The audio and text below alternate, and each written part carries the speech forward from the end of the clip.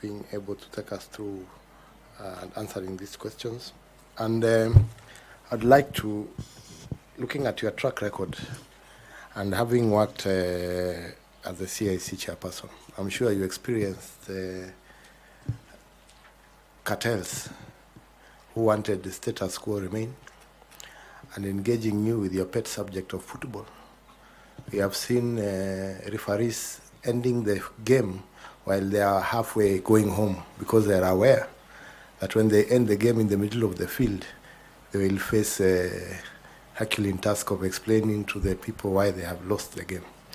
Now, we are looking at IEBC and looking at the budgets that they have presented.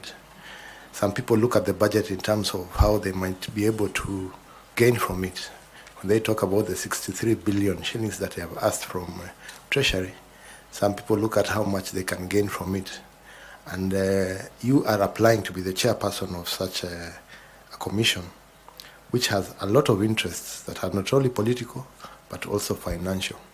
So how would you be able to manage the interests of the country, to balance the interests of the country, at the same time getting rid of the cartels that may be a part of the problems of the internal conflicts within IEBC? Thank you, Mr. Bore.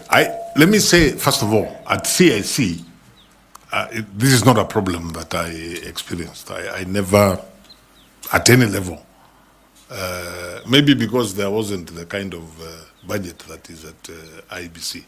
So that I never encountered any cartel in relation to the problems we encountered at CIC had more to do with political resistance to change. That was and it was at all levels, whether you're talking of Parliament, whether you're talking of the executive. But at CIC, I did not experience that at all. I can visualize, with the kind of budget that IEBC has, I can visualize how that would be a challenge. I would see my job, if I got to be chair, my job and that of the commission, we are required to provide policy, to oversight the Secretariat as they implement that policy, and to ensure, ethical practice within the commission.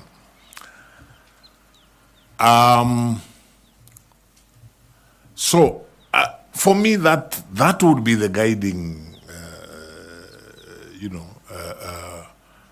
focus. That everything be done in accordance with the policy that has been adopted. Everything be done ethically, and the commission to ensure that they discharge the mandate of oversighting.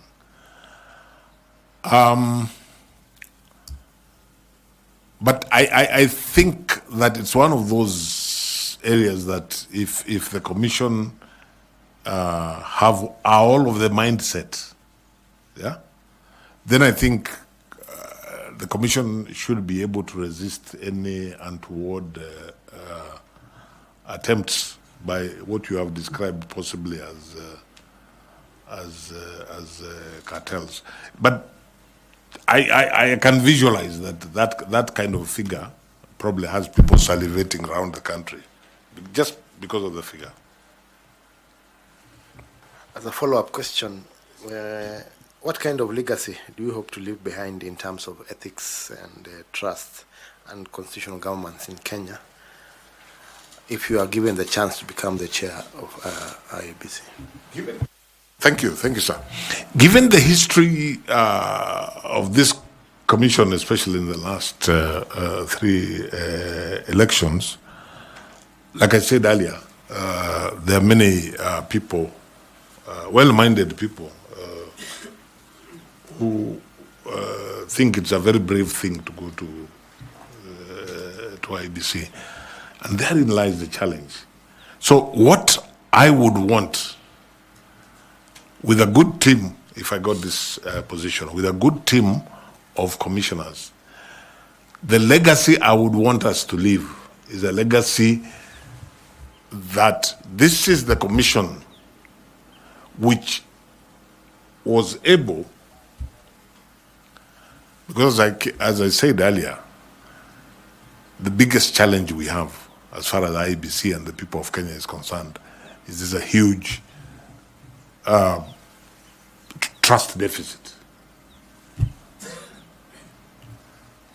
The commission that comes in after you've done your work will conduct, because of the 6 years, will conduct one election. So they have one bullet. And the one bullet is to reverse that situation of the trust deficit. So for me, alongside anything else and everything else that the commission will be doing from day one, is what is geared towards reducing that trust deficit. I'm an old-fashioned, or shall I say an old-school lawyer. So for me, the Supreme Court of Kenya tells me the 2022 election met the minimum standards contemplated by the Constitution. I accept that because that's me as an old-school lawyer. But that's not good enough for the people of Kenya. Beyond what the Supreme Court said, the people of Kenya themselves must feel like the losing side in Rio in the football match. They must feel that, yeah, we lost, but that's the way it goes. We can't all win, but we have nothing negative to say about the Electoral Management Board. So what would I like to be remembered? I would like to be remembered, and you can't do this alone. It can only be part of a team.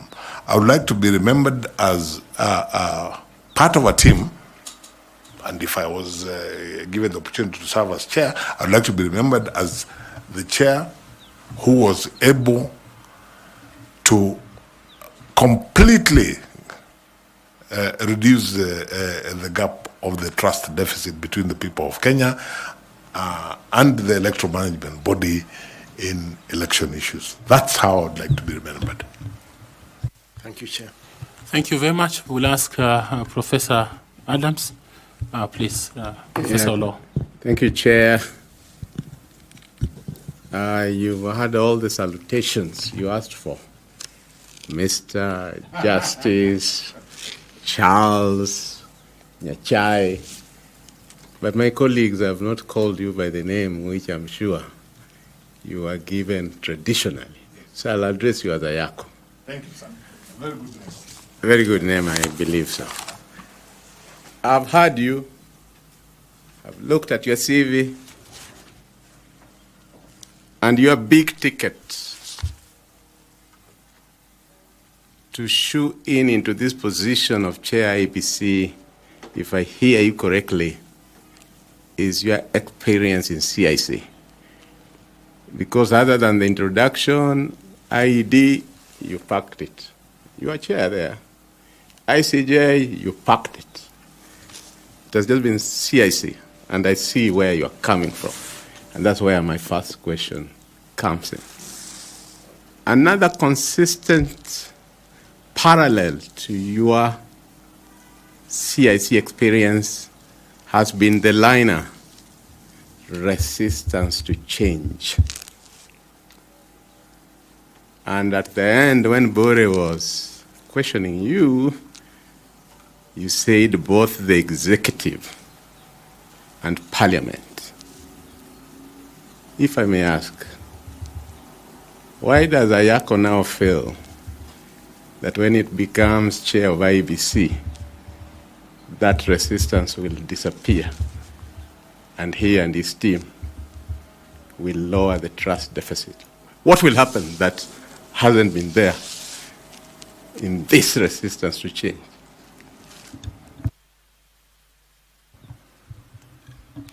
Let me say this. When I talk about the resistance to change at CIC, effectively what I am saying is I expect all levels of resistance, even at IEBC, probably because the stakes are higher. At CIC, I wouldn't say that we failed to overcome. I think we went a long way in for lack of a better word, in plowing through that resistance. We didn't always succeed. And that's why I gave some examples of what I consider to, especially in terms of legislation, like the Ethics and Integrity Act. I felt we tried, but it was viciously, for lack of a better word, watered down. But we live to fight another day, and you know, even at IEBC, one expects resistance. It's not that I expect that you'll walk into IEBC and everybody will clap for you and say, this is what we want to do. But what I'm saying, Prof, if the focus is on reducing, if not completely obliterating, that trust deficit, and you start from day one, then you're not even looking at just you as individuals. You're looking, how can technology help us to do this? How can we improve the policies? Can we address, for example, the question, I don't know if it was Dr. Muli or somebody who asked about the complementary system with the focus on trying. It's not something that I am naive enough to think that can be achieved overnight. But I was answering the question from Mr. Bore. What would I like to be remembered as? That's why I keep saying, even if it's not completely obliterated, because that may not be easy, if it is reduced, as opposed to getting worse, then I will feel I am happy to be remembered that way. Thank you very much. My other question is that, again, I believe that for IEBC, most of the time, for Kenyans, it is which side of the political divide are you in?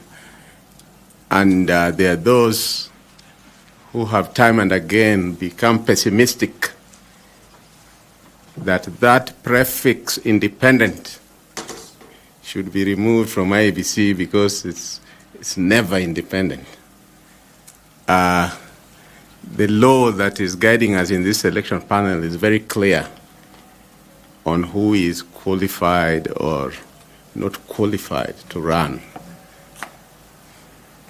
And I just want to use the analogy that you gave us of the World Cup. And now I won't mention teams because Kenyans are very passionate about the Premier League. But there are usually some referees that you'll just see trending that they are favoring one side. And my question is that if you were to succeed as chair, what's your understanding of independence and impartiality, given that you and other chairs before have been politically affiliated? It's not a secret. As you walk in and wear in a football match the black or whatever color, and you have that firimbi, and you have the yellow card and the red card, what changes when you walk in there as now the referee of the game? Associate with that, because I won't want to ask another question separately, that we know that sometime, I can't remember which year, but 4 commissioners out of the blue resigned and really put the country in a quagmire over quorum issues and so on. And you, in your own statement, which the chair has followed, has told us that you did quit the ESCJ. In fact, you went ahead to say you were earning $2,000 for a job you felt you are not doing. I don't want to ask that, have you been replaced, and is that new person earning money for no reason? I don't want to go there. I want to stick to your quitting. Given that those 4 commissioners quit and put the country in the tenterhooks of what finally happened, Kenyans watching will be asking, Charles Nyachae did quit once. Will he quit again? Especially in this high-pressure job. What assurance do you give them that that will not happen? Thank Please you. take maximum of 4 minutes. Okay. The answer is no. I will not quit, because I do not anticipate a situation at IEBC that the job for which I have been recruited, if I become chair, that I simply don't have anything to do, and therefore there's no point in me going to the office. I don't anticipate that. I have endeavored to explain what happened in the ESCJ. At IEBC, the one thing that will not make me quit is any kind of pressure, because this is something I have given thought to. I mean, I am not applying for this job thinking it's going to be a bed of roses. So pressure will not be the reason that I will quit. And because I do not see a scenario where I have no work to do, I will not quit, because that work could be actually, if it's a question, for example, of trying to get resources to do A, B, C, D, that in itself is significant work to do. So the question of quitting, if I got the position, doesn't arise. Now, you made reference to political affiliations. I think your average Kenyan, at some point, probably has some kind of political affiliation. My mind is very clear that notwithstanding any political affiliation I may have had at any point in my public life, if I got this opportunity and I accepted this job, I will only be guided by the Constitution of Kenya, the laws, and of course, if I get the opportunity, I will be taking an office, an oath of office. So I am able to look the people of Kenya in the eye collectively and tell them that in that situation, I would have every intention of living by that oath of office. Daktari, and allow me to say this just as an example. The way the IEBC Act is designed, several of the honorable members around the table come here by virtue of political parties. But as I sit here as a candidate, I don't have the slightest doubt that every member in this panel is going to do their job impartially and focus on what they believe is the best result. I have no qualms whatsoever. I cannot say that so-and-so maybe at some point was a member of this party, that, and the other. And I think we have the capacity to rise above that at different times. And I can look the people of Kenya in the eye and say, yes, I would be able to do the job impartially. See, you are a real footballer. You have returned the ball into his court. But I want to ask you, Prof, to shoot your 2 high school questions. The chairman has asked me to shoot my high school question. You are in ESCJ, which means you are in the body organogram of the East African community. The ESC Treaty envisages 4 stages. How many are already in place, and which ones are in place, and which ones are not yet in place? If you are to ask, different people have different thinking on this, but if you are to ask me, I would say that what is in place, to a certain extent, not fully, is basically the common market. That's actually the one that I would be comfortable to say is in place. The others, I would have reservations to say that they're in place. Yeah. My second question that Chair calls high school question is that the Electoral Commission of Kenya has promulgated at the Lancaster negotiation for the Independence Constitution, ran the 1963 election, then amendments to the Constitution literally buried it until the return of multipartism, when ECK was again reenacted into the Constitution. Which body, which office ran the elections from 1969 to 1988? There was an office called the Supervisor of Elections. In practice, the elections were run by the then provincial administration. I think basically that's the answer I would give. Yeah. Thank you, Chair. Thank you. Mr. Tanui? Mine is a quick one. Justice retired Chairman Emeritus, if I may use those terms. What would you tell Kenyans who are saying that you've served this country as a judge of the East African Court? You've also served Kenyans as chairperson of CIC, and now you should allow other Kenyans to serve as chair IEBC. What can you tell them?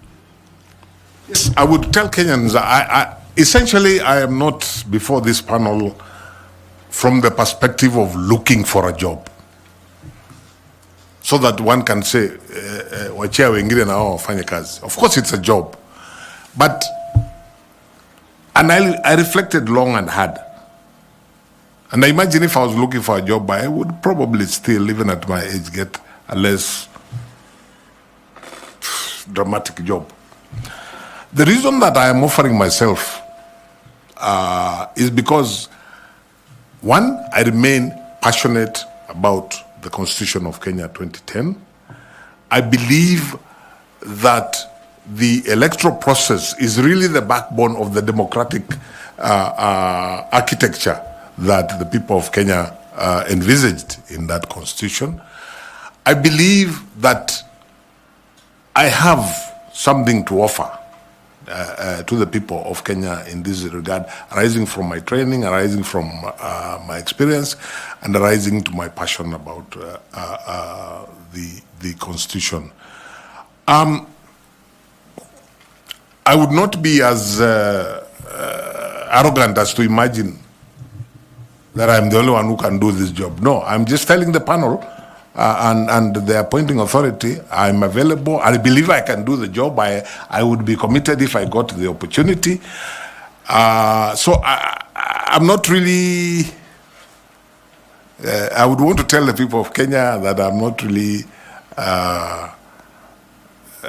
trying to squeeze into a job which other people can do. Of course, there are many Kenyans who can do the job. But I'm just saying, I believe I can do the job and I am available. That's basically what I'm saying. Thank you, Chair. Thank you very much, Justice.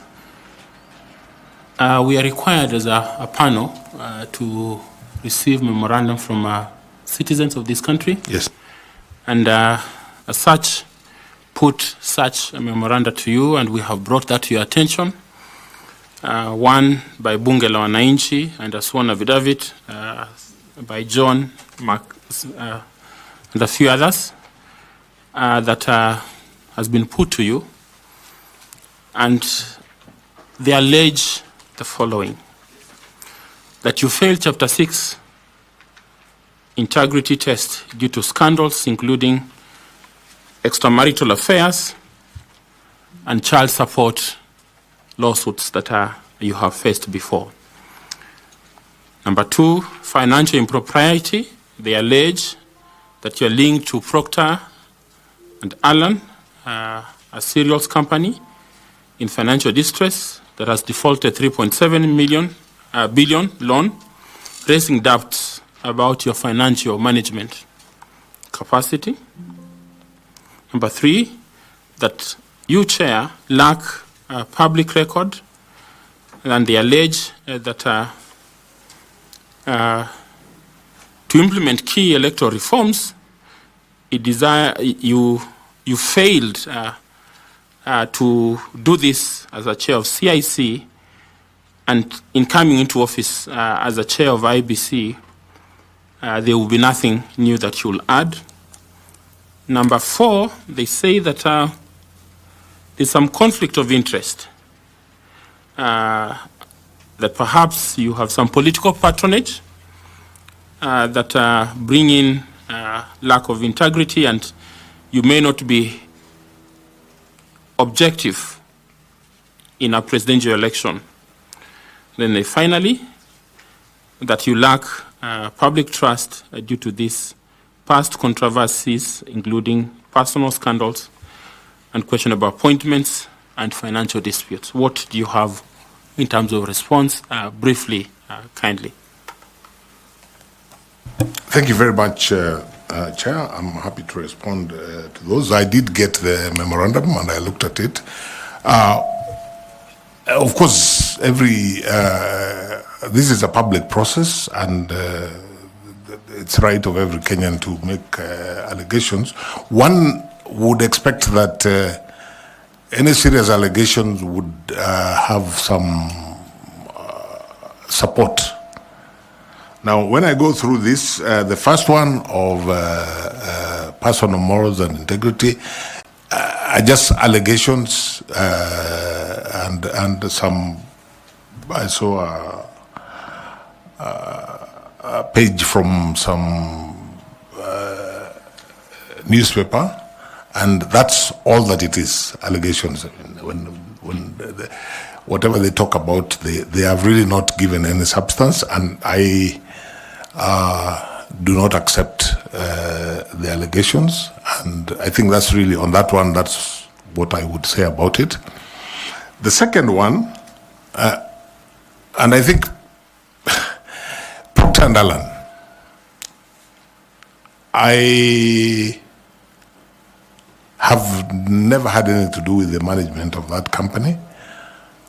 I am a very small shareholder in an investment company which itself has shares in Procter & Allen. I have no direct links with Procter & Allen.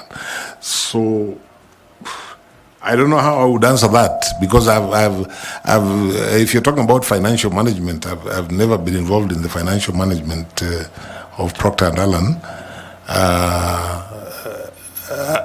So I really don't know how that would be said to reflect financial impropriety.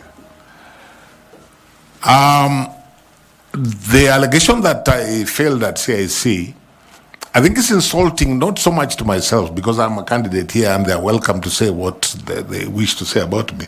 I think it's insulting to the people I worked with at CIC, the entire team, and all the other stakeholders to say that we did nothing and achieved nothing at CIC. I think the work that CIC did is self-evident. So I think this is just an allegation, like all the others, meant to scandalize. Political patronage. I'm not sure which you referred to because I saw two things. One, a statement about the manner in which I was appointed to the East African Court of Justice. To the best of my knowledge, that's the way the treaty has no details, and that's the way the manner I was appointed is the way all judges are appointed through their respective heads of state who sit in the summit, which is the appointing authority. The head of state nominates. And so unless the treaty is changed, I really don't think, and then unless every other person who has been appointed from Kenya to the East African Court of Justice has gone there by virtue of political patronage, which I think there is no evidence to that. Again, I think this is purely scandalous. The other thing, there was an allegation of me being related to somebody who they seem to know that is going to be a presidential candidate. Something I don't know anything about. The person they mentioned is not my relative, so I really don't know how I would respond to it. Again, I think it's purely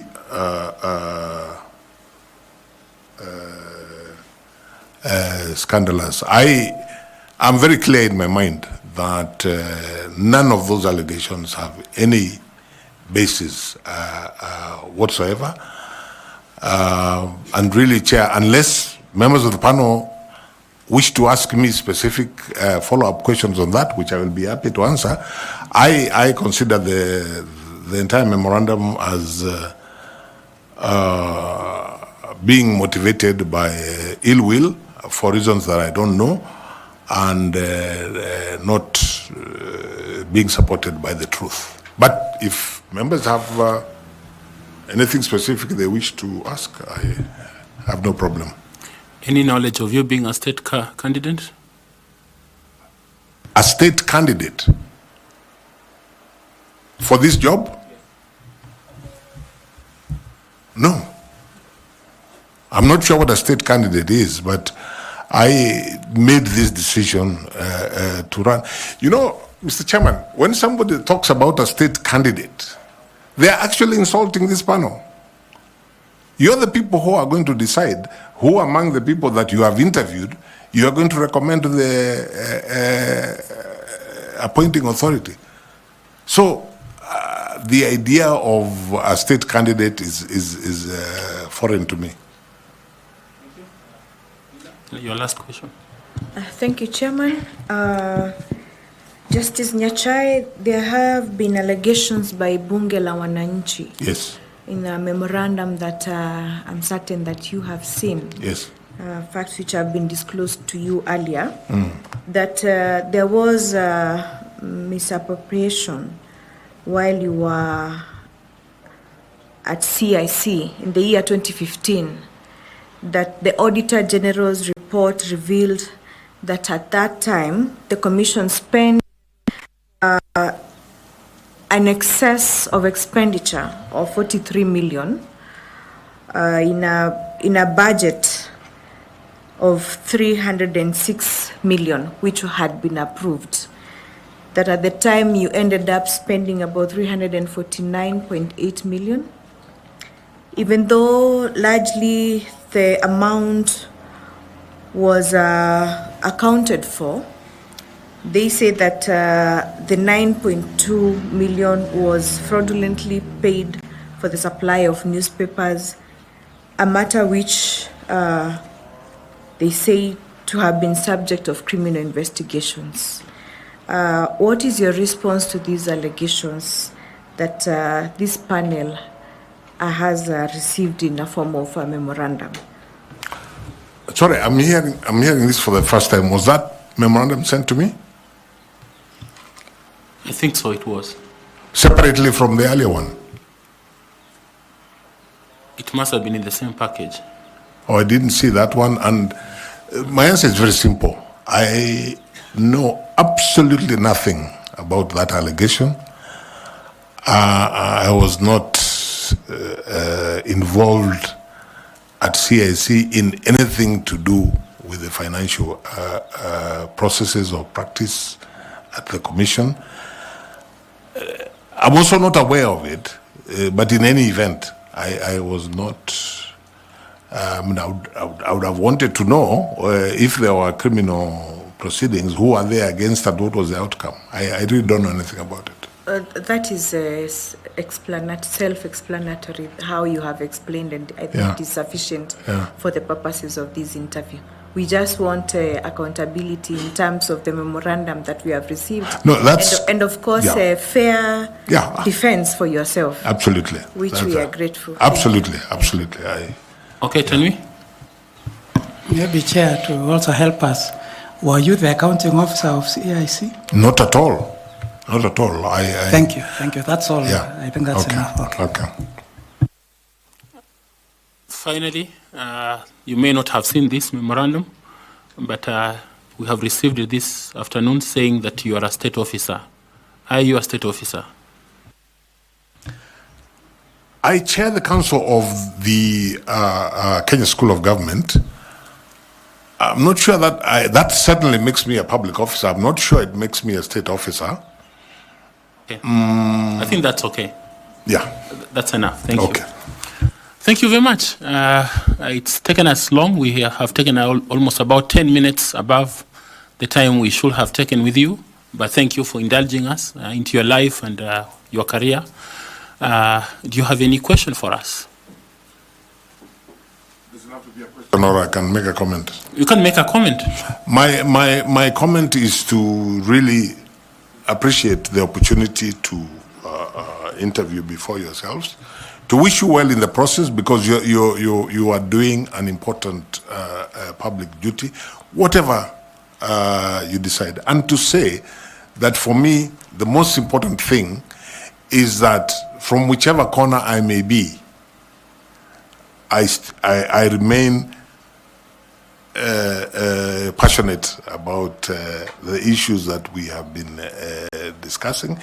If I get the opportunity, I will endeavor to do my best. If I don't get the opportunity, I will continue to support the country as it strives to achieve the issues that we have been discussing on IEBC to deliver its mandate from whatever corner. Thank you very much, sir. Thank you very much for coming. We appreciate your time and the sacrifice you have made to spend your afternoon with us. We wish you well in this pursuit. There's a bottle of water there. Please do remember to pick your certificates. Asante sana. Thank you.